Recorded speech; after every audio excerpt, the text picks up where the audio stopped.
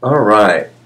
Hello, everyone. I am Dr. Ray, and this is. Antoinette Cabral. So, today's live broadcast is going to be about removing blocks from your feminine sensuality.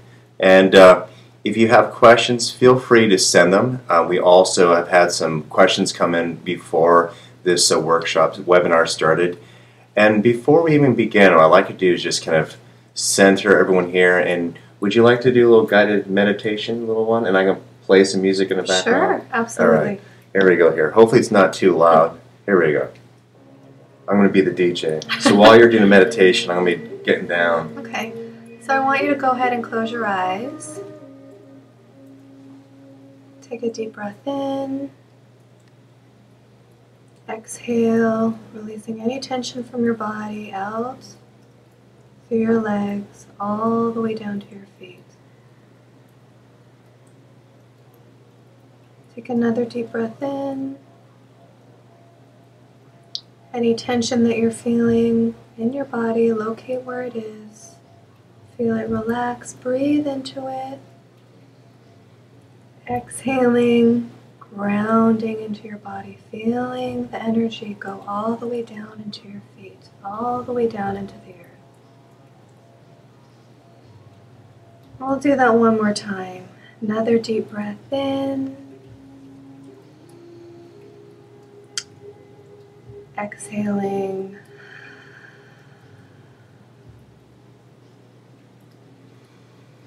And when you're in this relaxed state, feel your heart open like a flower to be present and open to this amazing information that Dr. Ray and I are going to be sharing with you today. So your heart's open like a flower.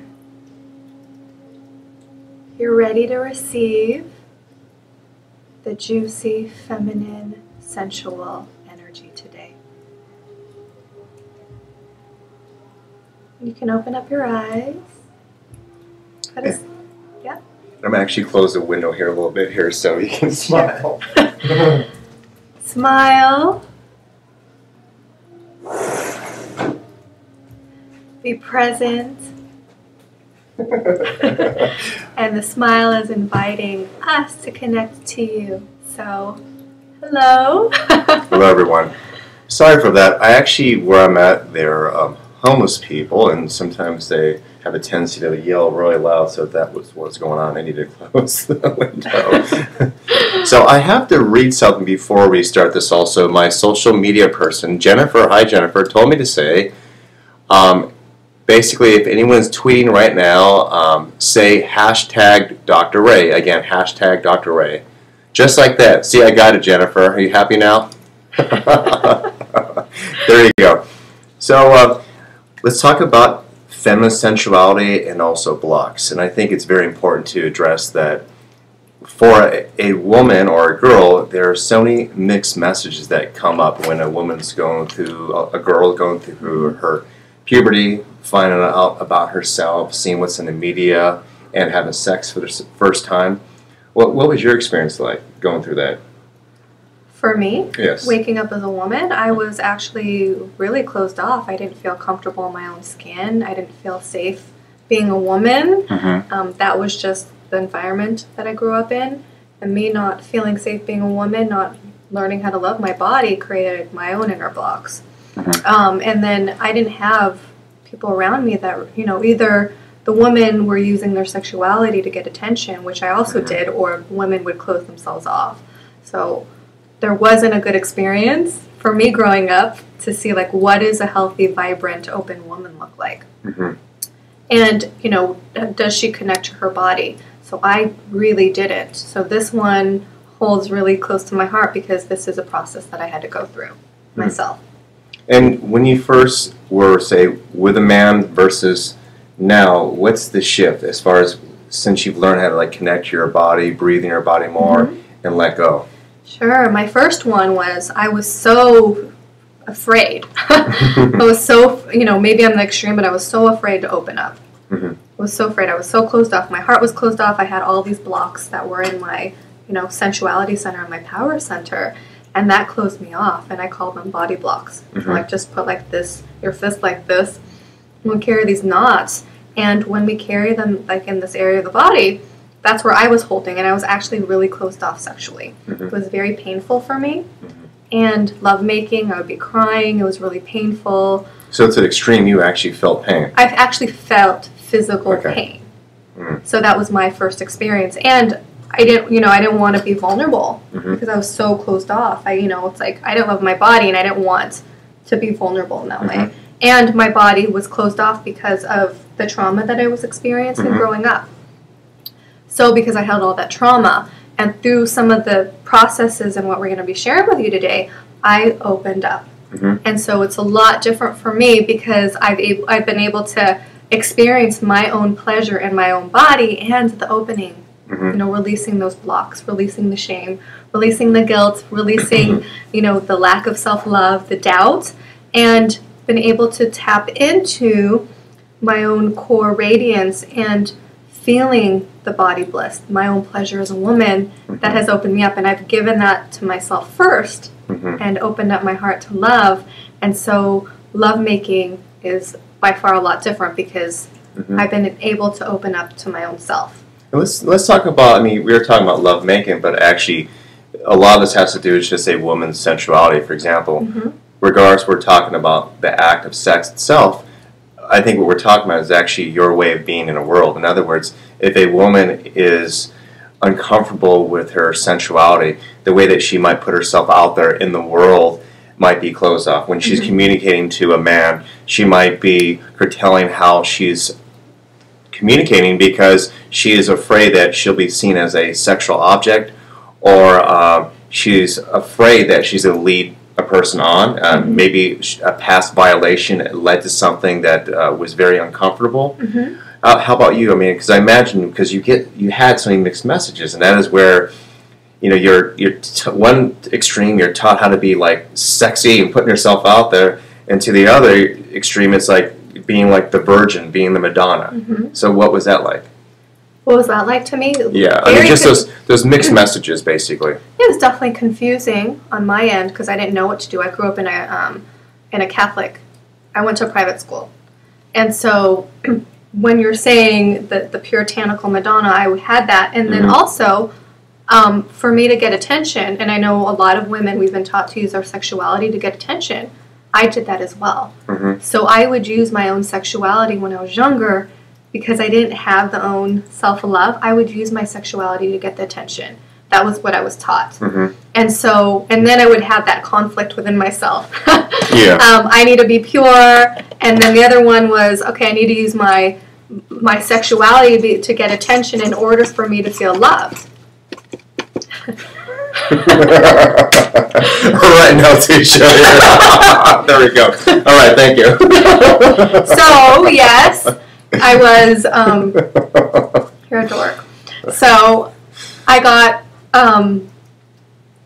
I would use this, like I would use my sexuality, like, hey, I need to be, I need something from you. And I know women, we do that. In order for us to get something from the opposite sex, we use our sexuality. It's a survival mechanism. I think it's just innate, because the reality is that if you didn't attract a mate, you'd probably go hungry. Men would go out there and hunt for their mates. Yes. And in our culture now, it's where, maybe the man will be the provider or something else. Which is actually has changed a lot. Maybe we'll lead into this talk also, is whereas women are now working, so they don't need the man to do that, which gives men mixed messages. They don't know where they fit in all of that. Yeah, absolutely, absolutely. So what are your thoughts about, women using their sexuality to get attention? What's funny about this is that a lot of, I think, women actually, when they think of their sensuality, their sexuality, they're always seen as more like being an adult, and where it's a very more sexual thing. Whereas also when you're a little girl and you maybe scratched your dad's car or you broke something, you'll look at your father and like, sorry, daddy. You'll have this very playful look. Also, you'll try to get attention. So again, when a woman tries to connect to her sensuality, it's a lot of times it's always connected to more of the sexual aspects. I think it's very important to realize is like how a woman can be playful, Mm-hmm. and where it has very little to do with sex Absolutely. at all. And you, as a little girl, did you do it also? You're kind of like more playful, yet you weren't thinking of like your genitals, you weren't thinking about being a sexual creature, but yet you like the attention of your father. You like the attention of men, like Yes. a man, just as far as, look at me, I'm vibrant, Uh-huh. I'm gorgeous, I'm a little girl. Yes, absolutely, Yeah. absolutely. Yeah, and I guess it doesn't change a whole lot, does it? No, Yeah. no. So are you saying that that same playful energy is what you would call sensuality?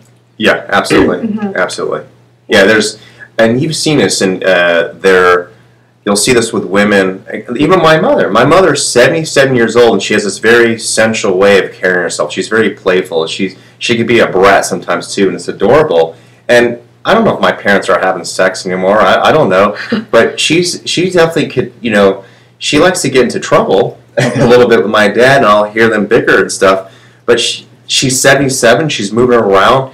She dances. She performs. She's still alive. She's still alive. And so, as children, you enter this planet with all this chi and all this excitement and this playful energy. And as you get older, it can still be there, even if your faculties are not all working anymore. Meaning that you're not having sex anymore. Sure, absolutely. Yeah. But I think also when you, because I view sensuality as that as well. Yeah. So when you're able to tap into that inner core, all of those beliefs that we've, all the shame, the doubt, the worry, that we hold on to, but when we release that, what is the core is our childlike innocence. Yeah. And that playing, it's like, oh, look at that, or enjoying the senses, or laughing, or playing and having fun, and that, or looking at the flower, or watching that sunset and just feeling your heart open and really embracing that. That's a lot of fun. Yeah, absolutely. So, by the way, if you see my eye going over here or there, we don't have anyone helping us out here. So I'm in a captain's ship here. So let's move forward to like actually answering some of the questions or topics that we're going to cover, and we'll also answer. We did have some questions come through. Let's first answer the first topic, and that is: do you feel satisfied with your sex life, or believe that you could experience something deeper and meaningful? And I like to answer that first, and that is my experience with women who are really comfortable in their body. Those are the ones who rock my freaking world. I mean, it's like where they take me on a journey. The way that I see kind of masculine energy and feminine energy, the man, if he's present, if he's clear with kind of connecting to her heart, and he's wanting to penetrate her, both literally and figuratively speaking, that he's able to kind of take her on a journey to some place that maybe she's never gone before. Hey, this sounds like a Star Trek. Anyway, and for the woman, it's like her bringing the fullness, the aliveness. I mean, there's nothing more enticing and intriguing than a woman moaning, making noises. Mm-hmm. And it doesn't mean you have to like go over the top like Meg Ryan and whatever. I forgot that movie that was. Mm-hmm. Was it something? When Harry Met Sally. Yeah, okay, which was pretty awesome anyway. But it's more that energy makes a man want to keep going. It's also the sounds that actually will make a man maybe ejaculate too quickly. But those sounds are so alluring, and it's so exciting for me as a man. And if a woman is just so afraid of just opening up and expressing herself, then I imagine even how she communicates in the bedroom, that she's not really able just to let go in her body and just have those like expanded orgasms. Mm-hmm. Yes, absolutely. You want to talk about expanded orgasms? That's very juicy. So for women, I mean, some of the blocks that would come up for that would be, her lack of acceptance of her body. I've had that, and my clients have had that. So it's definitely, when you can move past that and step into, just really loving yourself and accepting yourself and being okay with, all the different curves and the textures, and using your body as like a celebration, like just really celebrating. Yes, it's a process. And yes, it's just about accepting yourself in the moment. But when you can, like you said, and you're able to enjoy your body and the different textures, of course the man is going to enjoy the different textures of your own body. Mm-hmm. So, one way to really do that is, like, let's say you're taking a shower, feeling, connecting, Mm-hmm. like just feeling like the pleasure of, your own shower, your own skin, Can being you grateful. can you share some, because we're trying to give some like tools here, would that be one way that you kind of connect to your sensual Sure. self by taking a shower? Sure, a bath, a shower, even after the bath. It's like I'm, out, like during the bath, like, hey, I have this like really nice the loofah and this body body wash that I use, and it feels good. Well, I got some of those too. I'm kidding. It feels really good, and it's just like, here's this little ritual to connect to my own body. I feel my skin. Wow, she's telling the truth. How about that? I think it's very important too to express here on this webinar is I think like most women, when they're really getting ready to go out or be sexual sensual, it's like for a man, it's to be on a date. Whereas, how often do women actually just do that for themselves, for the sake of doing it for themselves? Mm-hmm. Listen to music, having a date with themselves, having a glass of wine. Mm-hmm, absolutely. Yeah. Having a glass of wine, creating like a ritual or a celebration for you. So yes, in the shower, bringing in candles. I do that. Bring in the candles to the shower. Bring in music. Feel your skin. Celebrate your skin. Celebrate your body. Breathe into it. If you're not feeling comfortable, look at yourself. Breathe in. Smile. Open up your heart. And then do something that's going to feel good. Or maybe even coming out of the shower, it's like, how am I going to celebrate myself even more? Like, I put this really nice coconut oil and maybe dance while I'm putting on the oil, celebrating, ooh, this feels good. This is for me. Right. And I'm going to share this with you. The more that you feel pleasure in your own body and you're feeling this, right? Mm-hmm.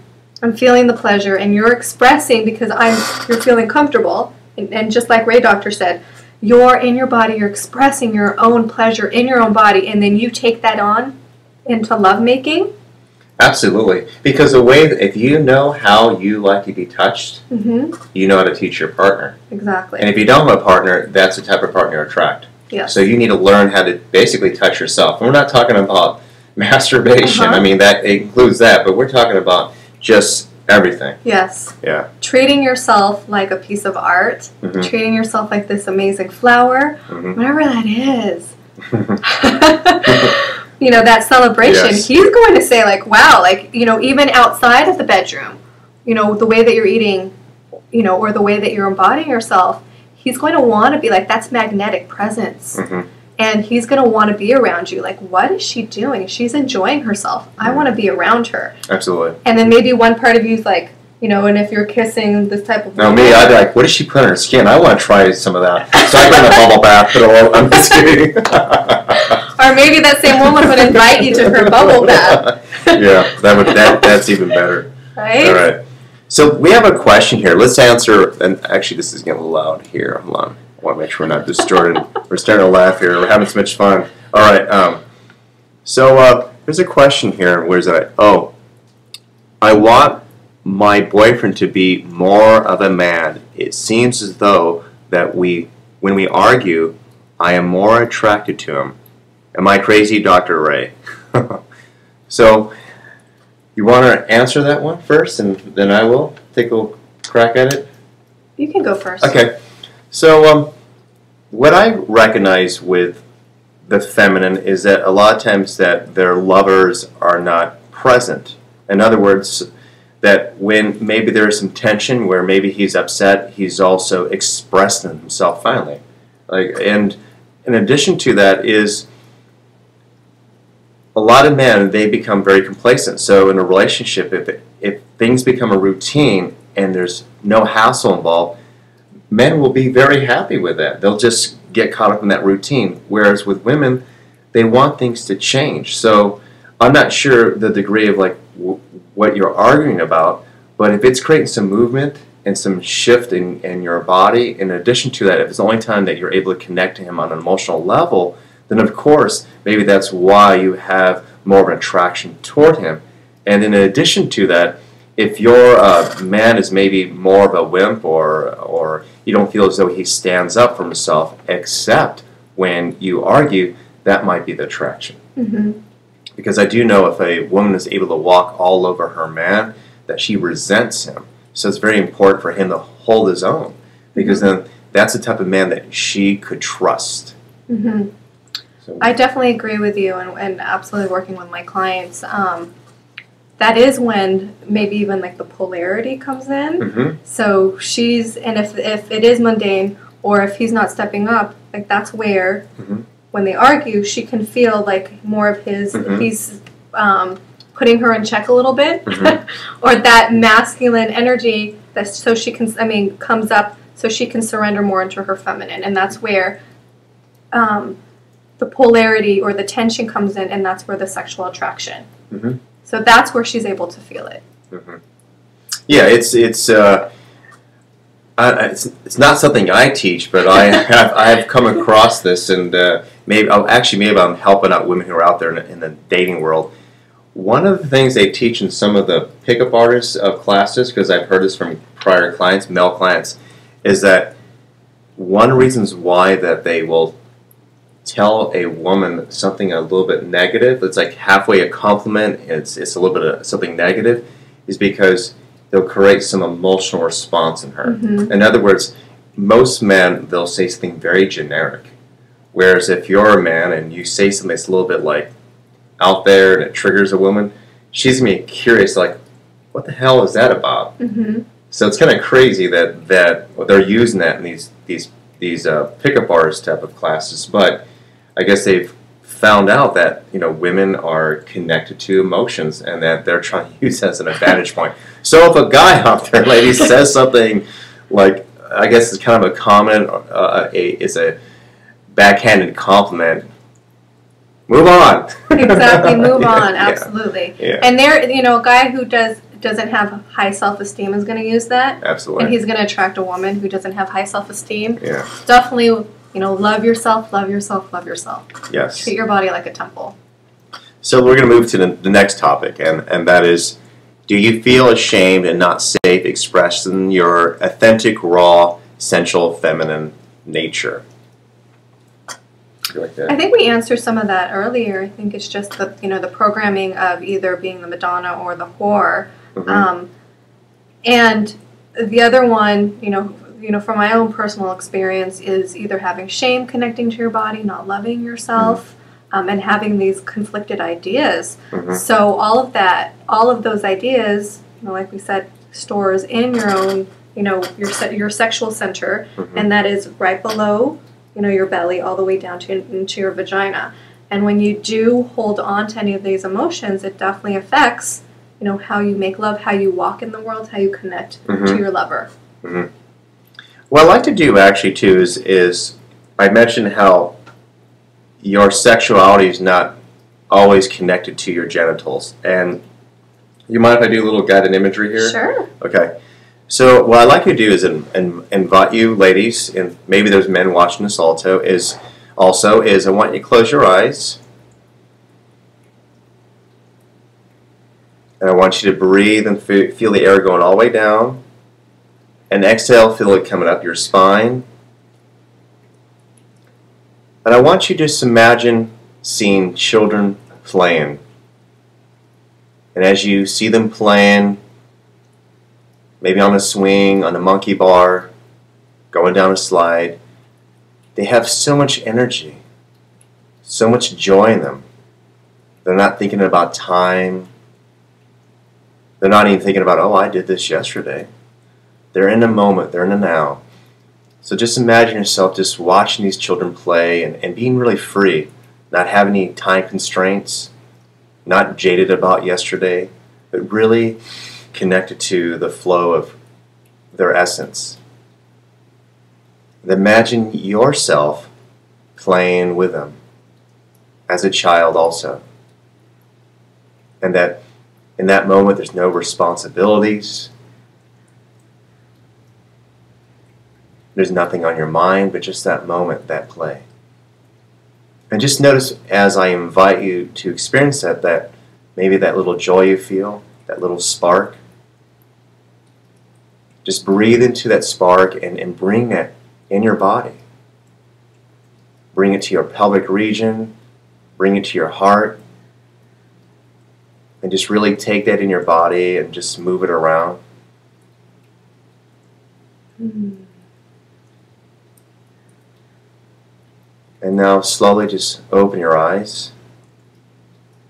So that is a demonstration also, just to connect you to your chi, to connect you to your sensuality. They're all related. Mm-hmm. That was fun. So keep in mind, I mean, even in meditation, there's a possible chance that a woman can actually get excited because the chi is moving through her body, because there's no longer any blocks. Yeah. In fact, a lot of women have claimed that, in their awakening, their Kundalini awakening, they also felt extreme sexual energy. Mm-hmm. Absolutely. Yeah, I think that's why they call it sacred sexuality, because it's an experience connected to the divine self, but also your true sensual nature. Yes. Yeah. Yes. So let's see if we have any more questions here. I can't let go of my past relationships, but I really want to move on. You want to answer that one? Sure. Okay. So let's see, if you've had a heartbreak, you can't move on to a relationship. The past affects the present. So you have a belief, or you have trauma, or you have pain, that you're carrying in your heart or your womb. And basically, in order to heal that is to go through a process of releasing that, but it's really about loving. The main thing is about love, is that when you're in love, when you open up your heart to love, and that you know that you're protected and you're supported and you're in that space of love, then you can heal anything. Mm-hmm. So if that emotion comes up, it's meaning that there's a block, that you're carrying this block, and really what it needs is love, and it takes this relationship, either the new relationship will reoccur, or, it's that message of that real relationship reoccurring, or your guidance telling you, what can love, how can love heal in this moment? So when love is present, that's where the block can be released. Yeah, in other words, what you're saying is that when a woman, or both men and women, but is when you're connected to the expression of love itself. Mm-hmm. I mean, would you agree that more than often that women only feel that love when they're in a relationship? Yes. Okay. Yeah. And so, in other words, maybe there's a possible chance the reason why that a woman is still connected to the past, that's the only time that maybe she felt that. Mm-hmm. I think that's the reason why a lot of times women have difficulty letting go of relationships, because it's maybe the first time, maybe the only time they've actually had that experience. Feeling love, yeah. Yeah, but with the work you do and what I do also, it's being able to connect you to that without a person. Exactly. Without a person. And just imagine what type of partner you would be as far as being able to have that already when you meet someone, mm-hmm. How much more attractive that will make you be. Absolutely. Absolutely. Yeah. And if you are, if you are carrying that knot in your body, and you help release it with love, your sexuality can open up as well. Yeah. That ability to play and have fun. And when you're in that place of joy, someone's going to be attracted to you. That's mm-hmm. magnetic. So for you, I mean, as a woman, and you have so many mixed messages on how you're supposed to look, I mean, was there a point that when you were ashamed of your body, that you would hide your body, uh-huh. that you go on diets and everything else? Absolutely. Can you tell me a little more about that? I think being a woman, because there's so many mixed messages we're constantly bombarded with that. Mm-hmm. So I grew up, and my own family members would tell me that not to accept my body, that I needed plastic surgery actually. Mm-hmm. So for me, it was like in addition to everything else, like I was rejecting my own body. And then, was learning how to love it and overcoming that. But then there's constantly messages from the media. Mm-hmm. I need to look a certain way, and in order to be happy, or you have to look, all the diet pills and mm-hmm. all the advertisements. Hey, have a flat stomach. Mm-hmm. So I'm, even though. Did you notice yourself maybe even sabotaging relationships because you didn't feel safe with yourself? In other words, like a lot of times I think women say they want to feel safe with a man, but yet they show up to a relationship not feeling safe with themselves. Exactly. They're afraid that they're going to be rejected, therefore they actually reject themselves in that moment. Sure. Yeah. Sure, absolutely. I think that's a big one. Mm-hmm. You know, women rejecting themselves. I mean, rejection, I mean, I've gone through that. Mm-hmm. You know, rejecting myself. Because it's scary. It's like Mm-hmm. to be open and to be vulnerable. I mean, there's so much pressure for women to look a certain way. Mm-hmm. There's a lot of pressure. So that one is going to hold a woman back from really Mm-hmm. being her potential and opening up, you know. What are some things that you did, like as far as becoming comfortable with your body? I studied with people, you know, took classes. Mm-hmm. Can you like give an example? You don't have to do it here, but like Mm-hmm. maybe just kind of demonstrate maybe what it is that you would do. Give a visual. Like, was it kind of play? Was it body movement, breathing? What was it? I think it was a combination of everything. Like all the different textures of being a woman, because playing is a big one, and movement was another one. Mm-hmm. Even the simple thing of looking at myself in the mirror Mm-hmm. and just appreciating myself without judgment. Mm-hmm. Just being there in front of the mirror, no judgment, and just opening up my heart. And having that reflection is a really powerful one for me. And then if I need to, it's like going into doing some of the things like breathing in front of the mirror, dancing, playing.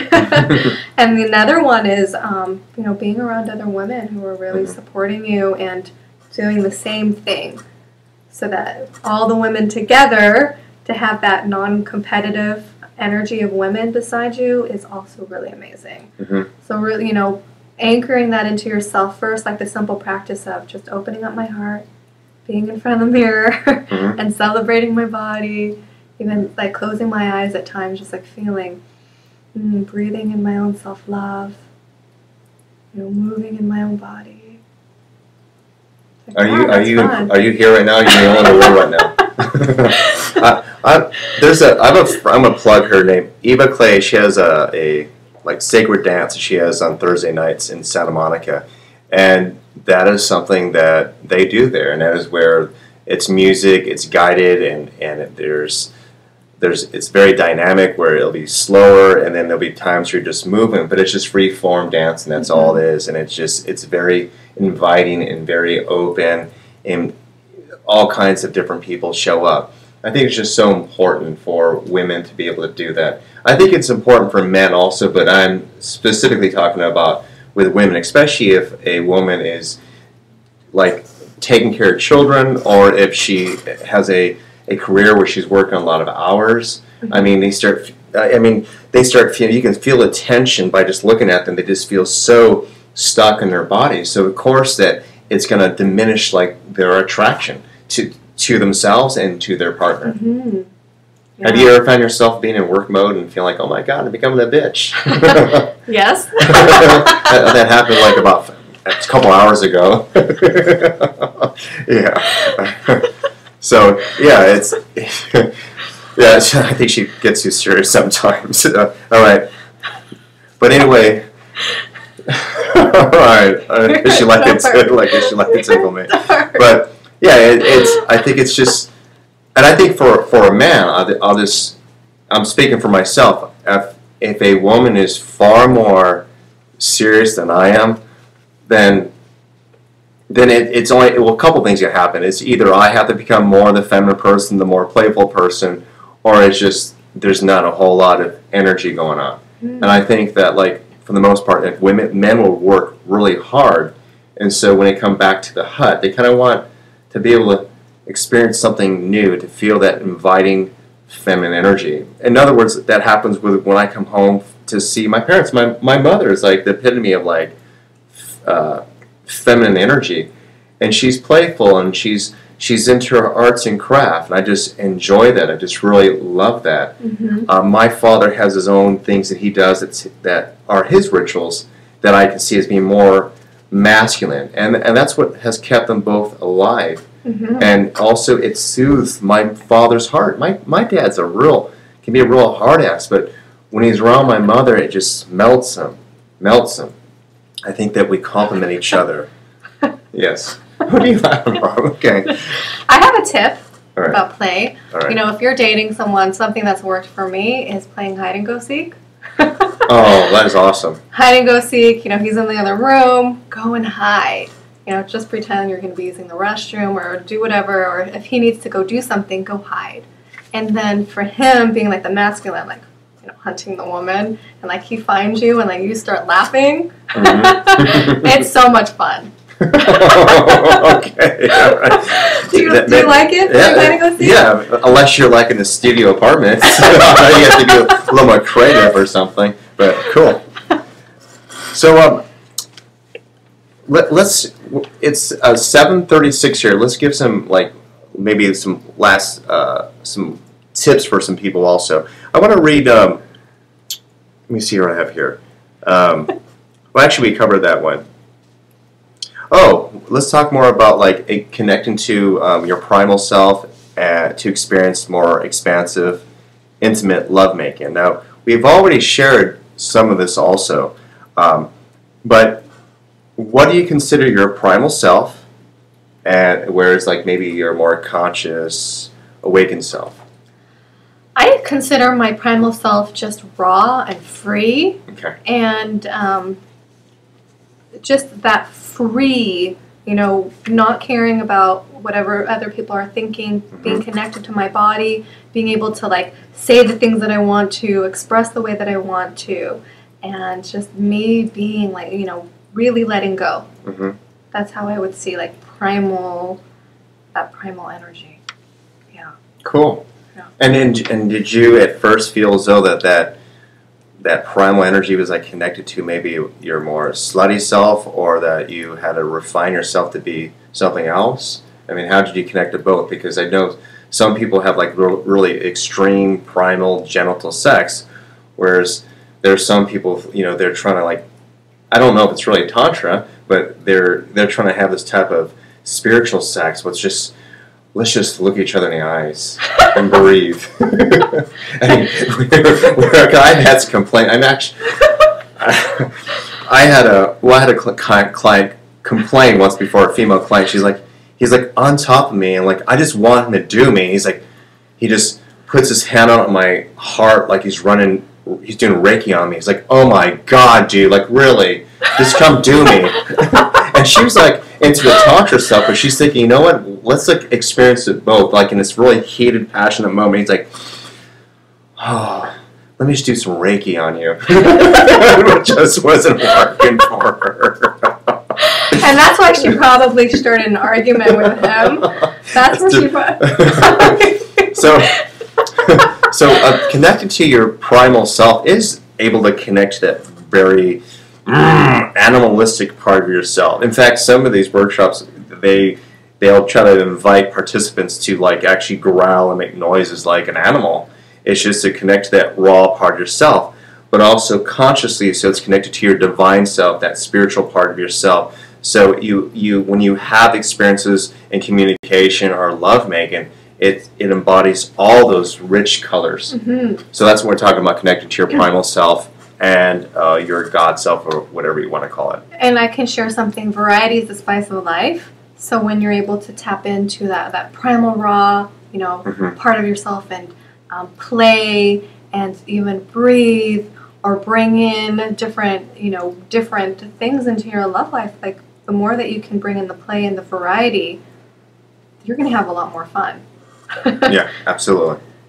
So let's answer one more question. Let me see here. Which one do you want to? All right, I'll answer. How about this one? I do not feel I connect to my body. I feel like I control things all the time, especially with men. I do not think I'm able to orgasm with a man because of this. Yeah. So, yeah. So, for that one, a lot of the times for women, when they're disconnected from their body, is that they don't want to feel emotions from the past, so they get up into this part. You know, and they will either overwork, or they will constantly do as opposed to be. And so they're stuck up in here in their heads, and they're trying to control things, and like they become rigid. And that actually disconnects you from your sensuality, your core, right over here, what we were talking about. And when you're disconnected from your core, how can you have orgasms? Because being open down here and really opening up and being free in this area and being able to release and let go, being open, is what produces the orgasms. There's that state of bliss. And there's also a biological response that also, you need blood flow in this area for that to happen. And also, orgasms is basically, it's a contraction of muscles tightening up and letting go, tightening up and letting go. And if you don't have that type of freedom in that part of your body, of course, you're not going to be able to do that with a man. No. Yeah. No. And then you also need to have the blood flow there. And that's why even with men, this has happened to me. Oh my God. Okay. I'm really sensitive to that area, so I seem to share like my personal life. Well, sometimes women want to talk dirty, and that's to turn a man on or turn me on. And I've had an experience where a woman asked me a question, and it wasn't like, she liked it. It wasn't like, it didn't sound like a question to where it was a fantasy. It's almost like, gee, Bob, what do you think about, the Lakers? Or it was some question, and just within about like 1 minute, I went flaccid. I mean, all my blood went from here to here. Like, I'm like, is that really a question? What are you asking me for? Why did you ask me that? And I just went completely limp. So it's obvious with a man, like when they're somewhere else, like it just goes down. There's no faking it. Whereas for a woman, it's not obvious, except if they're not able to get wet or have an orgasm. So just very important to remember, you want blood flow in that area. I think it definitely could be a little obvious, because she's not going to be as she's not going to produce the fluids. Like, she's not going to be wet and juicy and lubricated if she's disconnected. But it doesn't beat this thing. But if she's tight down there and there's like no opening, yes, absolutely. Yeah. So anyway, we appreciate you coming out and watching this live broadcast with us. Let's actually give some information so they can reach us. What is your website? Absolutely. So my website is AntoinetteCabral.com. ANTOINETTECABRAL.com. And I'd love to give 5 of you a complimentary session with me, and I'd love to give you. What does that mean? Like how? Like a phone call? Like a phone conversation, okay. Skype session. So you get a session with me, and we can look at your own unique love-making sensuality or dating situation. Love to give you some tips and tools to help you open up to your feminine sensuality. Love to do that for you. So you can email me at info@AntoinetteCabral.com, and love to connect to you. Cool. And actually, if you would like to get a free meditation from me, go to raydoktor.com, raydoctor.com, and actually just put in your email, and you'll get this email back, and you can watch this meditation video, and it's a very powerful technique type of meditation to resolve stress in your life. Would you like to give anything else here? I have a poem I want to read here. Sure, I'd love to hear your poem. Okay. No, I want to hear you read it. Oh, you want to hear me? Yes, okay. Absolutely. Okay. So the way that this poem kind of ties into this workshop is it basically talks about a challenge and being able to move through it. And this is from Portia Nelson. I think it's a very cute, beautiful poem, and we thank you again for being on this webinar. Chapter 1. I walk down the street. There's a deep hole in the sidewalk. I fall in. I am lost. I am helpless. It isn't my fault. It takes forever to find a way out. Chapter 2. I walk down the same street. There's a deep hole in the sidewalk. I pretend I don't see it. I fall again. I can't believe I am in the same place, but it isn't my fault. It still takes a long time to get out. Chapter 3. I walk down the same street. There's a deep hole in the sidewalk. I see it is there. I still fall in. It's a habit. My eyes are open. I know where I am. It is my fault. I can get out immediately. Chapter 4. I walk down the same street. There's a deep hole in the sidewalk. I'll walk around it. Chapter 5. I walk down another street. So, what I'd like to share with you is that basically, regardless of whatever challenge you're going through in a relationship, work, whatever, that once you connect to that playful part of yourself, once you connect to your heart, that you find ways to move through things and that you take a different street. And there's nothing you can't get through. So we want to thank all of you for joining us. I'm Dr. Ray. I'm Antoinette Cabral. Thank you very much. Have a beautiful night. Mwah.